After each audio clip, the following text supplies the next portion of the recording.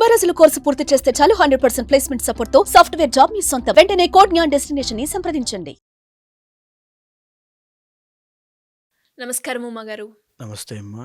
వైదిక ఆస్ట్రాలజీ ప్రకారంగా మనం చూస్తే కర్మ సిద్ధాంతం అంటే ఏంటి, ఎన్ని రకాలుగా ఉంటుంది, ఎస్పెషల్లీ మనం చూస్తే మిథున రాశిలో పురుషుల్లో కర్మ సిద్ధాంతం వారు ఏ రకంగా అనుభవిస్తున్నారు, అనుభవించిన దానికి ప్రాయశ్చిత్తం చేసుకోవాలి అంటే ఎలా ఉంటుంది గురువుగారు? ముఖ్యంగా శరీ గారు, కర్మ సిద్ధాంతము చాలా ప్రధానమైనది, అదేవిధంగా మూలమైనది. ఈ పదం ఎందుకుని వాడానంటే వేదిక ఆస్ట్రాలజీకి మూలమైనటువంటిది కర్మ సిద్ధాంతం అండి.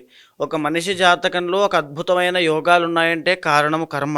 మీ జాతకంలో ఎన్నో దోషాలు వచ్చాయి అంటే పుట్టుకతోనే దానికి కారణము కర్మ.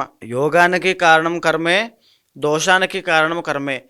ఉదాహరణకి కర్మలో, కర్మ సిద్ధాంతంలో 3 రకాలుగా చెప్పబడింది శరీ గారు. మొదటిది సంచిత కర్మ అంటారు. అంటే ఈ జీవుడు ఎప్పుడైతే ప్రారంభమయ్యాడో కొన్ని కోట్ల జన్మల నుంచి, ఆ జన్మల నుంచి నేను చేసినటువంటి పాపములు, అదేవిధంగా ఈ దేహంతో ఈ జీవుడు కలిసిన తర్వాత నేను చేసిన పాపములు అన్నీ కలిపి సంచిత కర్మ అంటారు. అది ఖచ్చితంగా ఎవరైనా, మీరైనా, నేనైనా అనుభవించాల్సిందే. అయితే దీంతో పాటుగా సంచిత కర్మలో వంశపారంపర్యంగా అనుభవించాల్సినటువంటి కర్మ కూడా ఉంటుంది. అంటే ఉదాహరణకి వేదిక ఆస్ట్రాలజీలో మనం చూస్తే కాలసర్పదోషము అంటాము. అదే చెప్పి వివరించేటప్పుడు ఒక మాట యూజ్ చేస్తూ ఉంటాము, ఇది మీకు మాత్రమే కాదమ్మా, వంశపారంపర్యంగా వచ్చేటువంటి దోషము అని. దాన్ని ప్రూవ్ చేయడం ఎలా అంటే వాళ్ళ యొక్క వంశవృక్షాన్ని తీసుకుని ఎవరికైతే సంతాన సమస్య అనేటువంటిది కనబడుతూ ఉందో, ఆడ సంతానం ఎక్కువగా కలుగుతూ ఉందో, వాళ్ళ యొక్క వంశవృక్షం ద్వారా మనం వెనక్కి వెళ్తే ఎవరి ద్వారా ఈ యొక్క కాలసర్పదోషం ఈ జాతకుడికి వచ్చిందో మనం తెలుసుకోవచ్చు. అంటే సంచిత కర్మ అనేటువంటిది వంశపారంపర్యంగా వచ్చేటువంటి దోషాలతో భాగంగా ఆ జీవుడు, ఆ జాతకుడు ఖచ్చితంగా అనుభవించాల్సిందే. ఇక రెండవది ప్రారబ్ధ కర్మ అని ఉంటుందండి. ప్రారబ్ధ కర్మ అంటే ఈ దేహము, ఈ జీవుడు కలిసి ఇప్పుడు నేటి ఉన్నటువంటి జన్మలో ఏదైతే తప్పులు చేస్తారో, ఏదైతే కర్మ అనుభవిస్తారో దానికి ప్రతిఫలమనే ప్రారబ్ధ కర్మ అంటారు. ఉదాహరణకి ఇప్పుడు నేను ఎవరైనా ఒక వ్యక్తిని కొట్టాను అనుకోండి, అతను నన్ను తిరిగి కొట్టాడు అనుకోండి, ఆ కర్మకి, నేను కొట్టడానికి తగినటువంటి కర్మకి తిరిగి నన్ను కొట్టడం అనేటువంటి ప్రతిఫలం నేను ఈ జన్మలోనే కాసేపట్లోనో, కొన్ని రోజుల తర్వాత, కొన్ని వీక్స్ తర్వాత అనుభవిస్తాను. అది ప్రారబ్ధ కర్మ. ఉదాహరణకి మనం ఏదైనా ఒక నిప్పును ముట్టుకుంటే మనం కాలుతుంది కదా, ఒక కర్మ మనం చేసాం, ఆ కాలం అటువంటి ప్రతికర్మ దాన్ని అనుభవించేసాం. అది ప్రారబ్ధ కర్మ. అంటే మనం చేసుకున్నటువంటి కర్మకి ఆ జన్మలోనే, ఆ తరువాతో, కొన్ని రోజుల తర్వాతో ఖచ్చితంగా అనుభవించేస్తాం. అంటే ఎప్పటిదప్పుడే. అదేవిధంగా ఇక మూడవది ఆగామి కర్మ ఉంటుంది సిరిగారు. ఆగామి కర్మ అని అంటే ఇప్పుడు మనం ఏదైతే చేస్తూ ఉంటామో కర్మలో, దానికి ప్రతిఫలం రాబోయే రోజుల్లో ఎప్పుడో వచ్చే జన్మలో అనుభవించవచ్చు, లేదా మరికొద్ది రోజుల్లో అనుభవించవచ్చు. దాన్ని ఆగామి కర్మ అంటారు. అంటే రాబోయే రోజుల్లో మనం ప్రతిఫలంగా అనుభవించాల్సిన కర్మ. అయితే ఇప్పుడు దీనికి ఆస్ట్రాలజీకి ఏంటి సంబంధం అంటూ ఉంటుంటారు. అంటే ఈ రోజున ఇలా సౌకర్యవంతంగా ఒక కుర్చీలో కూర్చున్నాము, వేసుకోవడానికి బట్టలు ఉన్నాయి, మాట్లాడడానికి 4 మాటలు వస్తున్నాయి, ఆ మాటలకి తగినటువంటి తెలివితేటలు, ఆ జ్ఞాపక శక్తి, ఆ యొక్క సరస్వతి కటాక్షం అన్నీ ఉన్నాయంటే దానికి కారణం ఒక కర్మ. దానివల్లనే ఇంత యోగం పట్టింది, ఇలాగ 4 మాటలు మాట్లాడగలుగుతున్నాను, మీరు కూడా వినగలిగే సామర్థ్యం కలిగి చెవులు పనిచేస్తున్నాయి. లేదు ఆ కర్మ కనుక బాలేకపోతే, మనం ఏదో పాపకర్మ చేసి ఉంటే నాకు మాట్లాడడానికి నోరు పనిచేసేది కాదు, మీకు వినడానికి చెవులు పనిచేసేవి కాదు, మీరు అలా కూర్చోడానికి ఒక అర్హత కూడా ఉండేది కాదు. అంటే ప్రతి దానికి కర్మ అనేటువంటిది ఉంటుంది శ్రీ గారు. ఆ కర్మనే వేదిక ఆస్ట్రాలజీకి మూలము. ఆ కర్మ ఉంటేనే ఒక వ్యక్తి ధనవంతుడిగా ఎదుగుతాడు. ఆ కర్మ ఉంటేనే ఆ వ్యక్తి దరిద్రుడిగా అధఃపాతాళానికి వెళ్ళిపోతాడు. ఉదాహరణకి ఒక గొప్ప వంశంలో పుట్టినటువంటి వారు ఏ పని చేయకుండా ఏదో వాటి కోసం, వ్యాపకాల కోసం వెంపర్లాడుతూ వాళ్ళ జీవితాన్ని నాశనం చేసుకున్న వాళ్ళు లేరా? దానికి కారణం కర్మ. ఎవరి కర్మ వారిదే. Every individual has its own కర్మ అండి, అంతే. అయితే ఈ కర్మ అనేటువంటిది ఒక్కొక్క రాశికి ఒక్కొక్క కనబడుతూ ఉంటుంది. అంటే వాళ్ళని ఏ విధంగా బాధిస్తుంది ఆ కర్మ అనేటువంటిది చెప్పచ్చు. ఉదాహరణగా వేదిక ఆస్ట్రాలజీలో గ్రహాలలో శనిని కర్మకారకుడిగా చెప్తారు. అంటే శని ఎప్పుడైతే మన జీవితంలోకి ఎంటర్ అవుతాడో మనం చేసుకున్న కర్మని అప్పుడు మనం అనుభవిస్తాం. ఓకే, మళ్ళీ శనిలో ఎన్ని షేడ్స్ ఉన్నాయి? అష్టమ శని, అర్ధ అష్టమ శని, కంటక శని, ఏలినాటి శని, ఇలా ఎన్నో ఉంటాయి. ఏంటి డిఫరెన్స్ ఏంటి అంటే కర్మ ఎప్పుడు ఒక రకంగా ఉండదు, ఒక రకంగా ట్రాన్స్ఫార్మ్ అవ్వదు. మనం ఎవరినో మోసం చేస్తాం అనుకోండి, మనం ఇప్పుడు మోసపోతాం. మనం ఎవరి డబ్బులు ఖర్చు పెట్టించేసాం అనుకోండి, అనవసరంగా మన డబ్బులు ఖర్చు అయిపోతాయి. మనం ఎవరి దగ్గర అబద్ధం ఆడాం అనుకోండి, ఎవరో మన దగ్గర అబద్ధం ఆడతారు, మనం మోసపోతాం. సో ప్రతి దానికి రిఫ్లెక్షన్ అనేటువంటిది ఈ యొక్క శని పీరియడ్ ఆఫ్ టైంలో ప్రతి ఒక్కరికి కనబడుతుంది. మరి మిథున రాశి వారికి ఇది ఎలా ఎఫెక్ట్ చేస్తుంది అంటారు గురుగారు? ఇప్పుడే చెప్పినటువంటి యొక్క కర్మ అనేటువంటి విషయం మీద ప్రతి రాశి వారికి దానికి సంబంధించిన కర్మని ఖచ్చితంగా అనుభవించాలండి, తప్పదు. అయితే ఒక్కొక్క రాశి వారికి ఒక్కొక్క పరిణామాలు, ఒక్కొక్క సమస్య అనేటువంటిది క్లుప్తంగా ఖచ్చితంగా ఉంటుంది. వేదిక ఆస్ట్రాలజీలో ఈ సంచిత కర్మ అనేటువంటిది మిథున రాశి వాళ్ళకి లగ్న చతుర్థాధిపతి బుధుడు కాబట్టి 7th and 10th లార్డ్ గురుడు కాబట్టి వైవాహిక జీవితం మీద అబ్బాయిలు, నేను చెప్పేటువంటి విషయం ఏంటంటే మనం మాట్లాడుకునేది అబ్బాయిల విషయంలో, పురుషుల గురించి, మగవాళ్ళ గురించి కాబట్టి వాళ్ళ జీవితంలో వివాహం అనే దాని మీద ఎన్నో ఎక్స్పెక్టేషన్స్ ఉంటాయి వాళ్ళకి. నేను ఇలా చేసుకోవాలి, ఇలా ఉండాలి, ఇలా చెందాలి, అమ్మాయి నాకు ఇలా ఉండాలి అని కోరికలు ఉంటాయి. కానీ అది రీచ్ అవ్వరు. పెళ్ళైన తర్వాత ఆ ఎక్స్పెక్టేషన్స్కి రియాలిటీకి చాలా తేడా ఉంటుంది. ప్రతి మిథున రాశి యొక్క పురుషుడి యొక్క జాతకంలో ఇదే ఉంటుంది.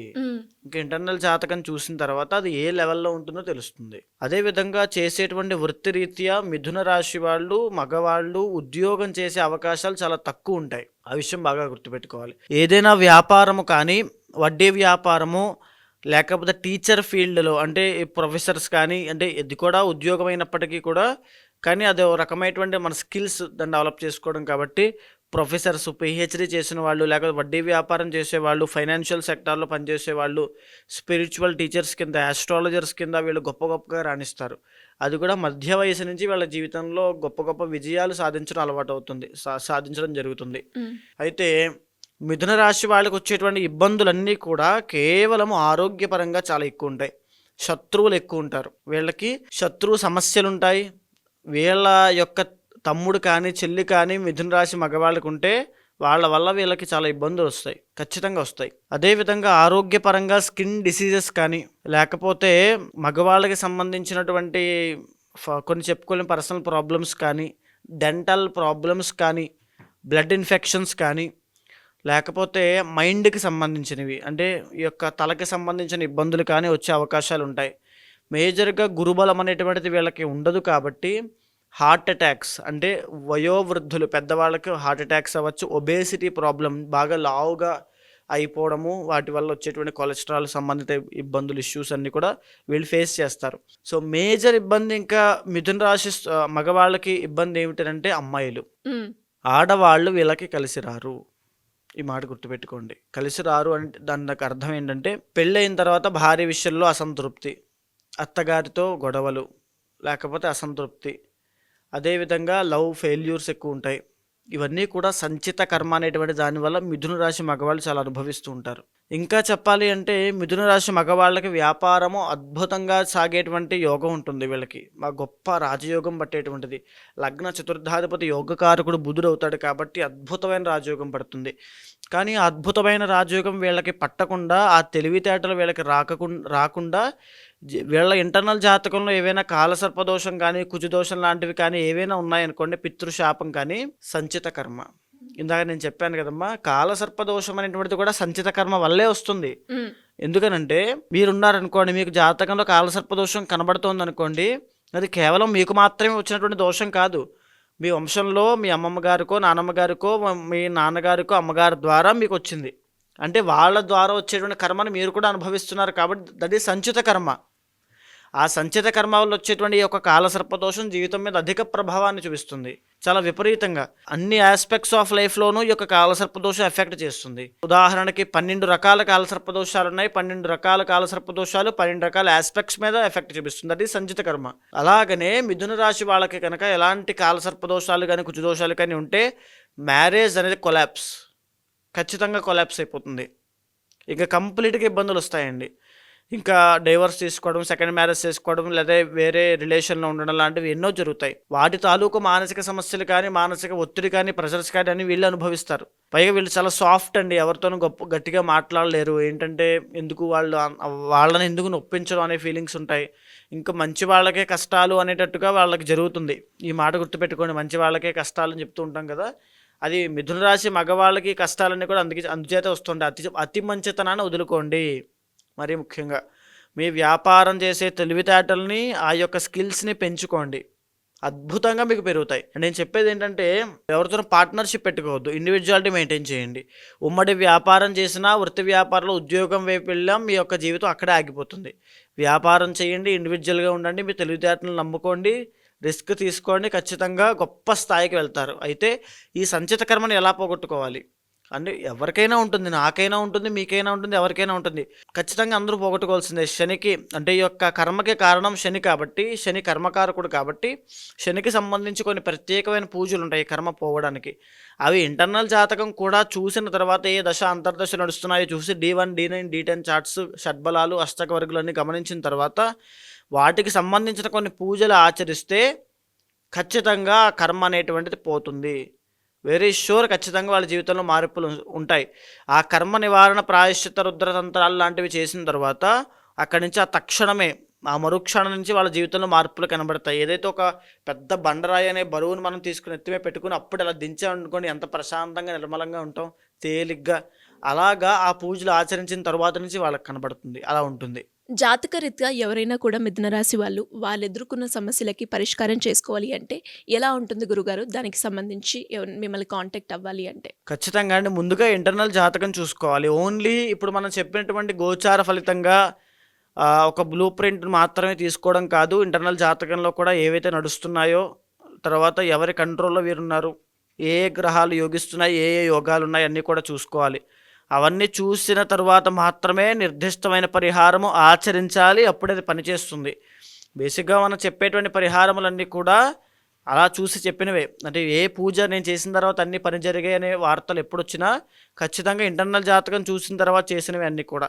ఇలా గోచారం బట్టి మనం చెప్పినటువంటివన్నీ కూడా చూచాయిగా కాస్త టెంపరీ ఉపశమనం కలగడానికి పనిచేస్తాయి తప్ప ఇంటర్నల్ జాతకం చూసిన తర్వాత మాత్రమే అవి రిజల్ట్స్ వస్తాయి. ధన్యవాదాలు గురుగారు. నమస్తే. సుమన్ టీవీలో మీ పర్సనల్ అండ్ బిజినెస్ ప్రమోషన్స్ కోసం కింది నెంబర్కి కాంటాక్ట్ చేయండి.